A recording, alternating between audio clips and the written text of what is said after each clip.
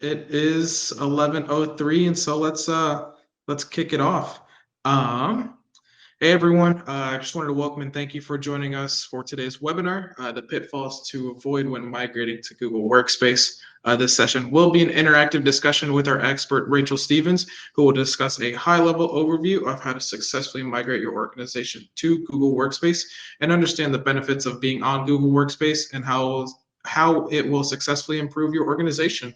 As we walk through this conversation, we will explore the most common challenges organizations face. We'll walk through the migration process and also provide tips to ensure successful migration. After the session, you'll be on your way to understanding how to have a more collaborative business in today's world.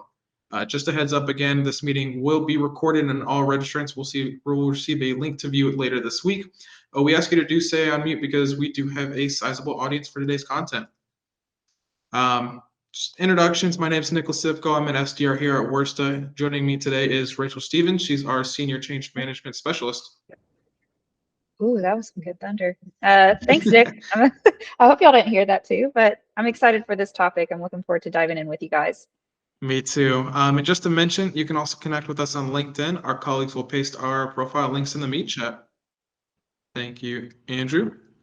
And with that being said, this event is being hosted by Worsta. Our mission is to help organizations maximize their use of the cloud. We work side by side to help our clients make good technology decisions and grow their businesses in ways they wouldn't have the ability to do otherwise. This helps organizations develop cultures of continuous innovation powered by real-time collaboration. With all that collaboration, however, organizations have a lot to worry about when it comes to migrating over to Google Workspace. Day to day, Rachel provides the support for end users and works closely with our engineering team, who tackles all the technical setup and configuration. So with that being said, I'm going to hand it off to Rachel for a deeper dive into today's topic. Awesome. Thank you, Nick, for the introduction. Today's topic is pitfalls to avoid when migrating to Google. And so before we get actually into those watch points with the migrations, I thought it could be helpful with maybe just going over what exactly we mean when we talk about Google migrations in general. So a Google migration is pretty much just the moving of a company's data. It could be something as simple as just moving over email history to Gmail, but it could also include even more advanced data moving as well, such as calendar events, contacts, folders, and files, all into the new Google Workspace domain. So as Nick was mentioning, this is where my team comes in. We have the engineers on my team that helps move the actual data into the new Google environment itself. And then, of course, me being the Senior Change Management Specialist, I help make sure and support the end users throughout this process. Rachel, quick question. Mm-hmm. So during this migration, does it have to be like as simple as mail, or like could I migrate like my drive and my calendar but not mail, or like vice versa? That's a really good question. So this is my favorite answer is it really honestly just depends. We've had projects in the past where their legacy platform really only used mail. So they wanted just mail moved over, didn't need to worry about anything else. And so of course we adjusted and helped them with that. Once again, basically what I'm trying to say is it really just depends case by case scenario. That's where we do have really great sales engineering team and sales kind of mapping out what exactly your company needs to make this a smooth transition to the new Google Workspace. But I think next, this does kind of help me transition next to talking point, which is talking about the types of migrations that we do cover. So I wanted to highlight at least the 3 major types of migrations that we help with, and of course, those watch points to consider. So of course, the 3 main platforms that we most often work with our customers include IMAP to Google. We also help with Microsoft to Google platforms, and of course, Google to Google migrations as well. Rachel, I got another question for you. So like yeah, of course. Microsoft and Google, like I obviously I know Google and Microsoft, but like IMAP, Right. Not too sure what that is. Could you kind of explain that? But also I'm like a kind of example person. Could you give me another example? Absolutely. I'm a big fan of examples too, so I can definitely give you a specific example of what IMAP actually is. IMAP stands for Internet Message Access Protocol. And we like to say it's pretty much that umbrella term for any other internet servers who provide the clients abilities to send and receive emails. So an example of IMAP platforms that I've worked with in the past include Intermedia, iPage, and I think Bluehost is another really common one that we see with our customer clients. This actually is a good point. I wanted to pause here and ask a question for everyone that's on this call. I'm curious what your current business platform is using, if it's IMAP, if it's Microsoft, or if it's even Google. So I think you might have just noticed in the bottom right-hand corner under activities, you should see a poll pop up for you to answer what your business currently uses. Once again, thought it would just be a good time to pause here and see what users are currently using.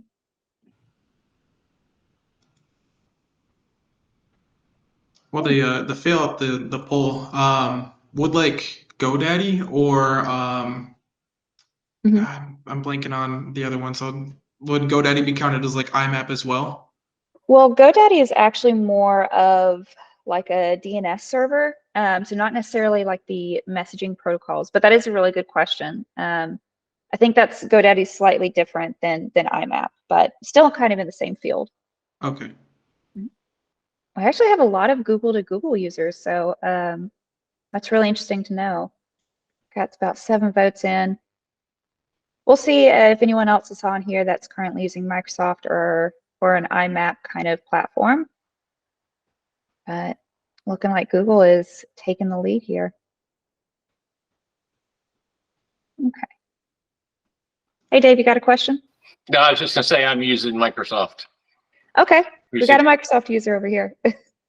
Awesome. I'll make sure to actually go into some details too when we talk about the Microsoft to Google migrations, some of those watch points and how we support that as well. That's good to know. John, I see you raised your hand too. Yeah, I actually have Google to Google and an IMAP to Google. I've got to do 3 migrations, independent. Oh, that's fun. Always fun. Multiple migrations. Those multi-phased approaches, I've worked on a couple of those projects in the past too, and they keep you on your toes, trying to juggle multiple at once, but get through them. Cool. Well, good to know that we have a little bit of everything here. So let's go back and then maybe just dive into a little bit more detail of the different types of migrations and like what you can expect with each one. So IMAP to Google, I think that's the one I want to cover first.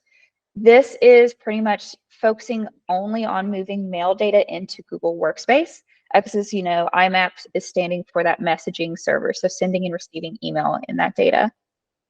One watch point with IMAP migrations is large attachments that are in an email inbox. When they are moved over to Google Workspace, if they are too large, they're just going to be stored in a Google Drive file instead of in the actual mail inbox itself.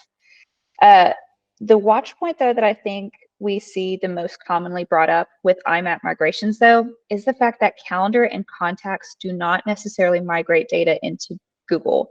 The tooling system that our engineering team uses cannot necessarily move that over. But of course, once again, with Worsto, we support that process by just making sure the users are aware of this little transition and what to watch for. And then, of course, we make sure to provide detailed instructions on how to migrate their data themselves. Usually, it's just a simple exporting of data from their old legacy account and then following the instructions on how to import it into Google. So we make sure to provide those detailed instructions from an expert, making sure it's a smooth transition. But next, I do want to go into Microsoft, so I can kind of go into a little bit more detail here as well. Migrations within Microsoft to Google covers everything. So we will have mail, calendar, contacts, and even files and folders move into Google. Some of the things that are slightly different from Microsoft to Google is the fact, Outlook has folders, whereas Gmail, we call it custom labels.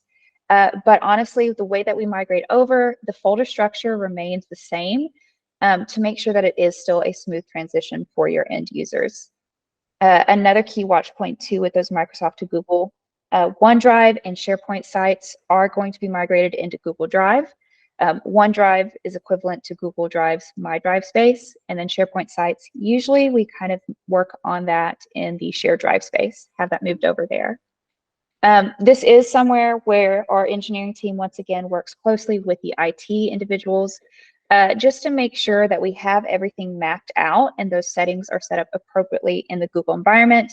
Once again, we're all about making sure it's as smooth of a transition as possible for the end users into the new environment itself. So I think oh, go ahead, Nick, I'm sorry.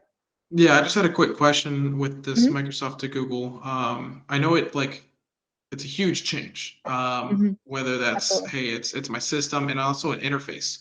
I wanted to see if you provide any support or kind of training on the new interface, and kind of go from there. Absolutely. So the change management specialist in me is all about the support for end users. So I do actually have a slide here shortly to go over more of the end user support.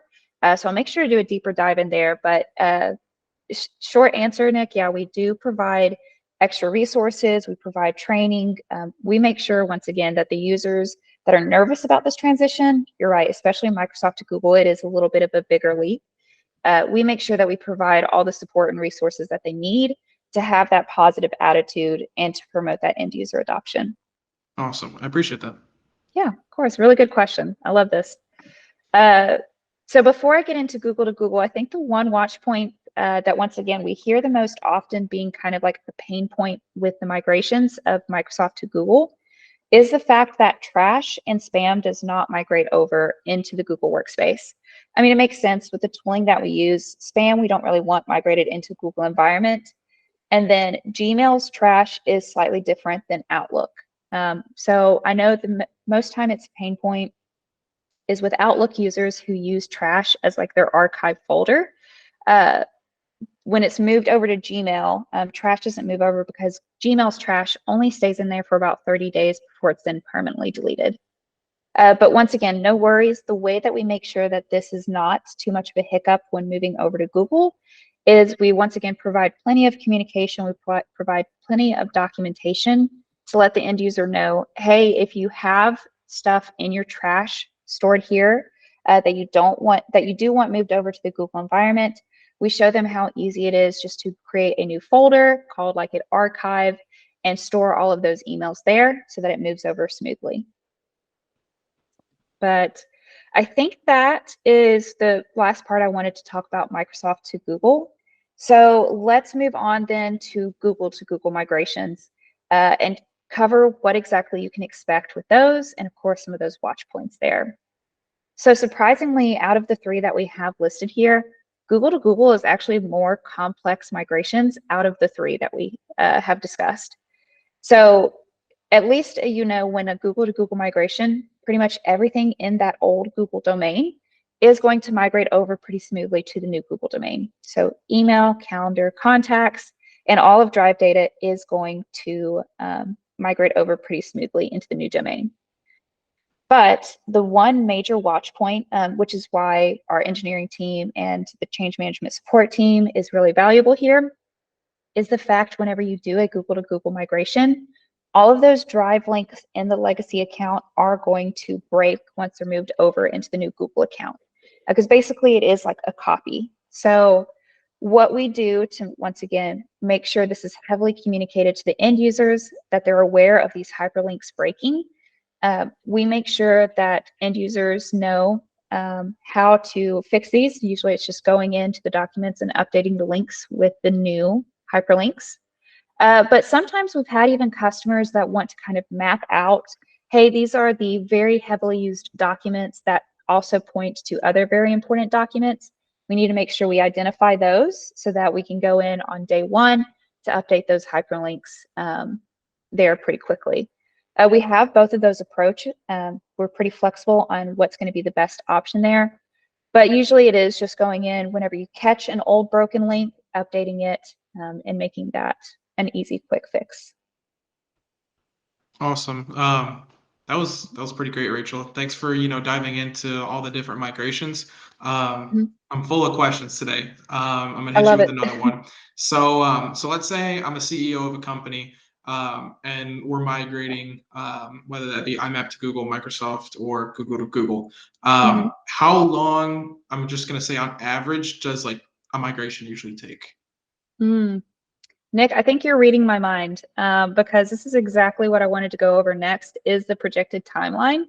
And I'm going to go ahead with my favorite answer of it really honestly depends on the migration itself.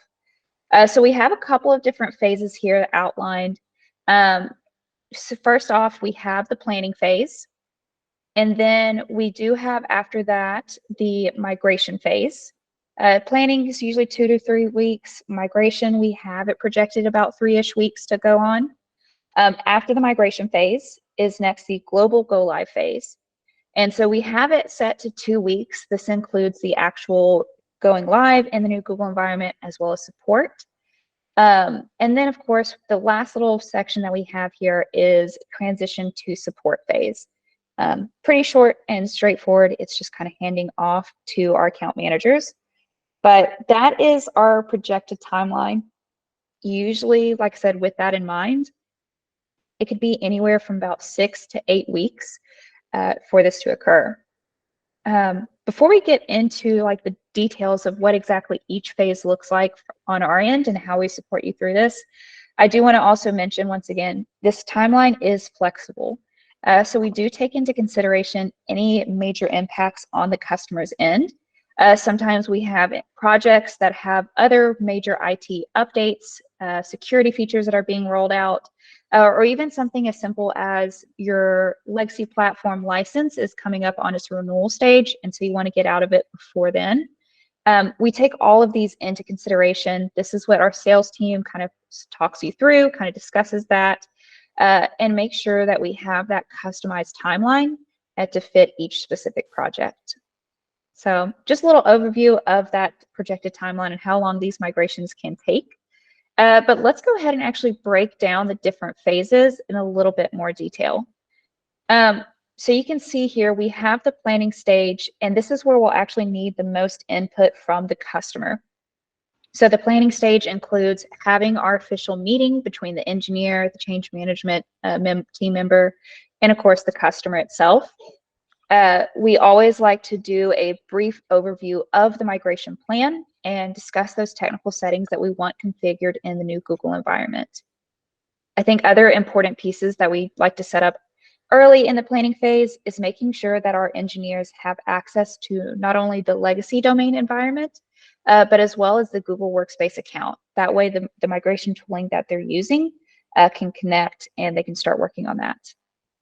And then lastly, from the change management perspective, this is where that communications timeline, we make sure to outline this ahead of time to give you an idea of when we want to announce this to your end users and provide those resources in the best amount of time to kind of get that excitement up, but not too far in advance where people kind of forget about it.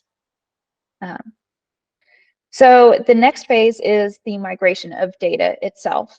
We usually have this a little bit longer in timeline, about 3 weeks, depending on the data size that we're moving it over. But this is where our engineering team is working closely with you guys to make sure everything is running smoothly. And of course, that we stay on track with that projected timeline that we have outlined.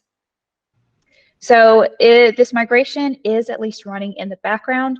You don't have to worry about this impacting your end users or your day-to-day business cycle. All of this is kind of working in the background.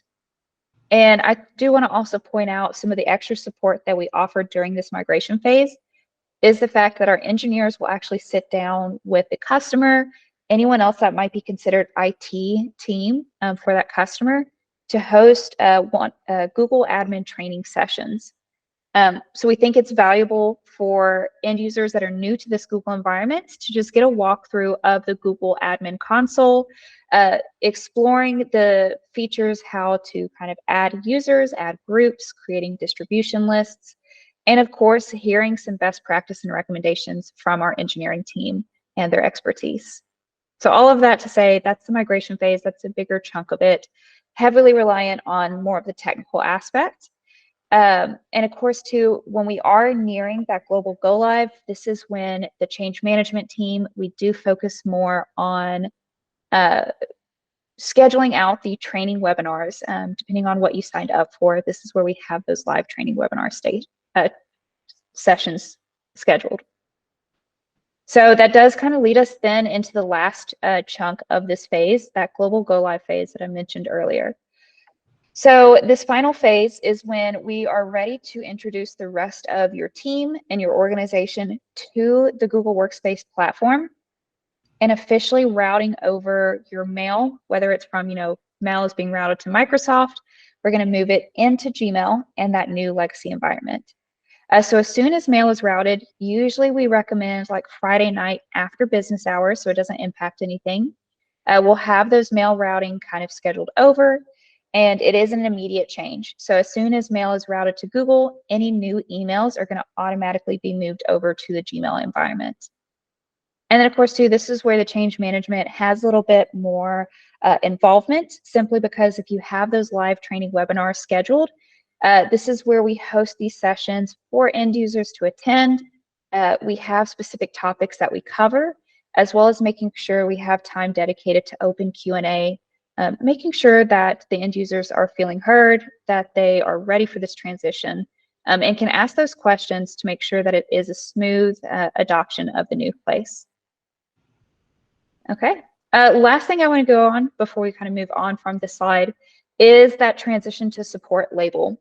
So this is pretty much just that project closeout meeting that we use to kind of reflect on what we've accomplished with the migration, and then of course introducing you to your very own account manager at Worsta.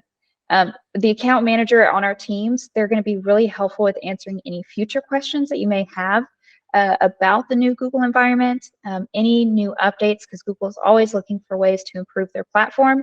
Your account manager is going to be the person to go to for your help. Awesome. That was a great rundown of the technical side of the migration, Rachel. But as your position, I'm curious how like you and your team help after the migration, whether that's support, whether that's like you said, the webinars. I'm kind of curious on that aspect. That's a really good question. And I do want to spend some time on the change management perspective, just because you're right. We've talked about that technical aspect of these migrations, but it is important to remember that no matter how smooth of a technical transition we have to Google Workspace, we always need to make sure that the rest of the company is going to be aware of this switch and that they have the proper training and resources to successfully adopt the new platform.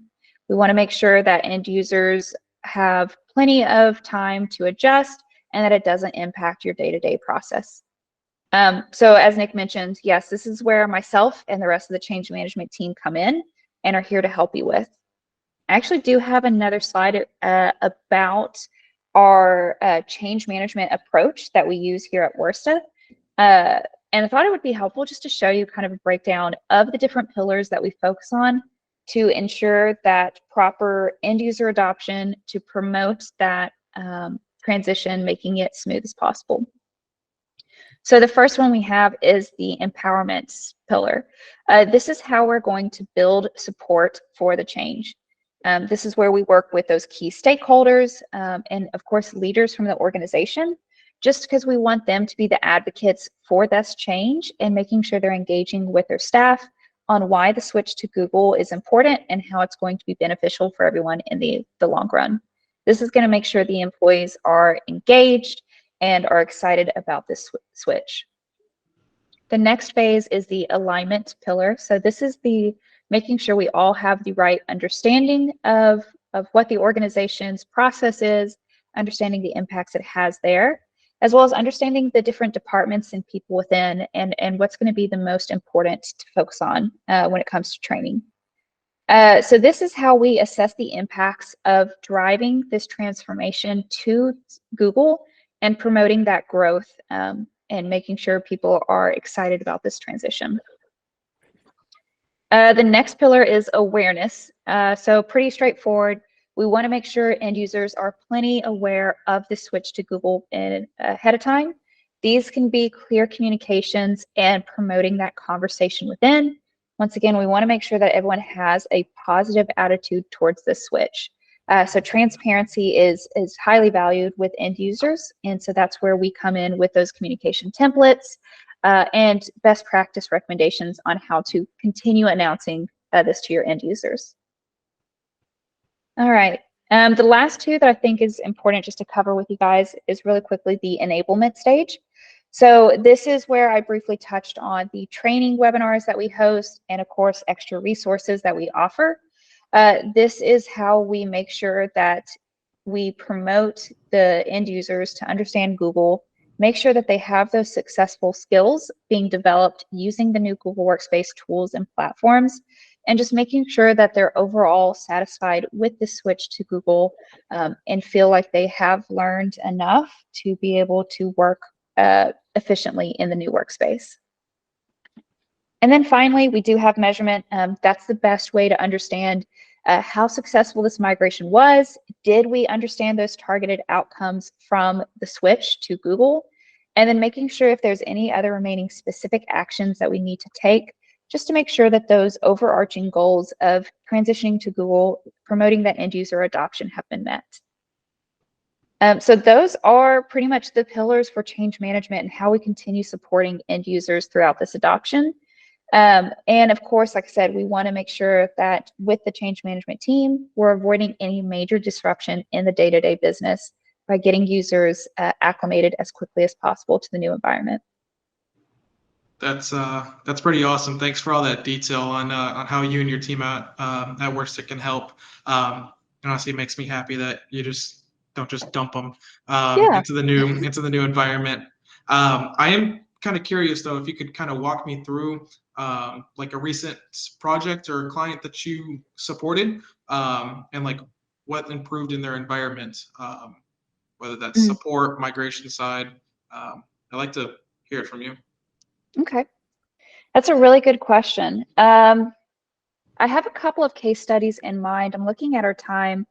I think the one off the top of my head that's really valuable is the Microsoft to Google case study, a recent project we worked on. Of course, a lot of the end users were very Outlook heavy. They were really nervous about this change. They wanted to know like how different, how similar Google is compared to Outlook. So we did use this as an opportunity to provide a little bit of extra resources, a little bit of extra, you can call it maybe hand holding and support, just to make sure that it was that smooth transition. So our engineers worked with that client closely to make sure everything was mapped out appropriately so that everything from the technical side was migrated over and still looking the same, still same structure as what users were used to in the past. But this was also an opportunity from the change management side to provide multiple training webinars. So these were live sessions that we hosted for the end users. They were across even different time zones. So we offered some of the same sessions at different times, just to once again make sure that anyone that wanted the live training was able to attend. But I think the last thing too that really made this such a successful migration was the fact that we ended up using what's called our Going Google help site that a change management team offers. And this was pretty much that one source of truth for the end users. They were able to go to this help site to understand why exactly their company wanted to move to Google, getting a breakdown of the different platforms that we use to see even more specific instructions on how to use Gmail, how to use Calendar and Drive. And most importantly, too, there is an FAQ section in our Going Google help site. So any of the common questions that users were asking, we would update this here so that other individuals could kind of go and reference and kind of understand what to expect and get some answers on some of those main questions. So I think all of that kind of shows how Workstick was able to support this company in transitioning to Google as smoothly and effectively as possible. That's pretty awesome. Thanks for diving in. I know like you can kind of make your Gmail look a little bit like Outlook as far as just feels, but in the end, it's not really the same. So that's good that I like that Going Google help site. You did that and kind of I'm a very visual person, so I bet that was very helpful. Absolutely. So I appreciate you diving into that. And as far as post migration support, I like to tell people, with Worsta, our partnership doesn't really start till after the migration. Rachel kind of dived a little bit deeper into that. So Worsta offers premium support options, virtual CIO and help desk, organizational change management, and more. If y'all are interested in learning more, feel free to head to our website, worsta.com. It lists all those in more depth. But yeah, take it over to the next slide. We've got some time left. I'll kind of hand it to everyone here. If we have any questions, feel free to drop them in the chat or come off mute. If you do come off mute, though, we do ask you to raise your hand so we know who's talking. Looks like we got a question from John. Yeah, I have a question. Thank you for all this. One of the things that's been kind of vexing me is how do you we have two Google Workspaces of roughly equal size, and we want to combine them due to a recent merger and acquisition. And we need to keep the domain the same. So we don't want the user accounts to change. How do you have two Google Workspaces with the same verified domain at the same time? Because I've run into a problem with that before where I can't verify the domain in another Google Workspace because Google knows it's already verified in another workspace. So how do you handle that? Because let me take a step back too, because I know what we could do is we could create temporary accounts for all those users that we need to migrate over, but then they would have a temporary domain name, and then we'd have to either set up aliases or do another migration after the fact. And I just don't want to do that. So I'm curious what you guys have for that. This might be a better question for our engineering team to go into, like the more technical side of things. I am curious too if something as simple as like using the organizational unit structures inside the Google Admin Console could possibly bypass having two domains. I was just gonna second that. Yeah, I had a recent project that it was a merger and acquisition, and they just put them into an OU. This is recent, so the migration is still going on. I'm not 100% sure if, hey, that's the easiest and best route. But that was the route that was kind of. Well, I'm familiar with. I'm the admin for our Google Workspace. I'm familiar with OUs. I'm not sure how that solves the issue of having the domain in two different Google Workspaces at the same time. That might be, John, I think we might have your information now too from this meeting. We could follow up with you, maybe introduce you to our sales engineer who can help kind of give you a better picture of the exact steps and details it would take. Yes, please. I have 4 Google Workspaces that need to be migrated into one. And then I have another one that is using IMAP. So we could definitely look into this more. As I mentioned earlier, Google to Google is surprisingly the more complex of migrations. So this is sometimes where it's helpful to kind of get some extra resources and support and making sure that can be the easiest route, making sure we take the easier route for sure. Yeah, Google, it's fair to say, has been pissing me off. Yeah. I do have another question. It's obviously about the same topic, but it's not related to domain verification and all that stuff. Are you familiar with Google Workspace Domain Transfer? Because that's a tool that Google offers themselves that seems to make everything streamlined, but I cannot get in touch with anybody at Google. I know our engineers sometimes toy around with that tool for migration tooling. I think there's a couple of watch points to be aware of with that. Mainly we use Cloud M for our migration and Cloud Fuse. But if you are trying to kind of get a little bit more information, this is once again another really good opportunity to kind of connect with us offline, because I know that there are either some extra support articles and resources on using that tooling platform, as well as too, since some of our engineers have used it in the past too, they could possibly give you some best practice recommendations or examples on how it works. Okay, that's great news, because you guys are the first people that have acknowledged that thing exists. Some support people at Google says it doesn't exist. Yeah, I'm trying to go through a support hole right now to try and find you an answer before we break off. Well, even if you do find that, I appreciate that. I would like a follow-up offline. Yeah, I'm pretty sure, at least if I'm thinking of the tooling that you're talking about, I I know can drop we a link in the internal chat. discussion, so yeah, definitely feel free to drop that in chat. Make sure I'm thinking of the same tool that you're talking about. But really good question too. Definitely happy to connect about that offline as well. Thank you. Mhm. All right. Any other questions? I know like today was a little bit heavy coverage on more of the technical aspect and the change management support too, but hopefully Nick and I were able to kind of give you ideas of what to expect. And once again, just driving home that key factor of how we're to make sure that this is a smooth transition for everyone, making this as painful as possible for these migrations and helping out there. But open to any other questions from you guys, or more than happy to give you a couple minutes back of your time. I'll ask another question. If Yeah, sure. Go ahead, John. Hold on. So I have another situation. Like I said, it's a mess right now.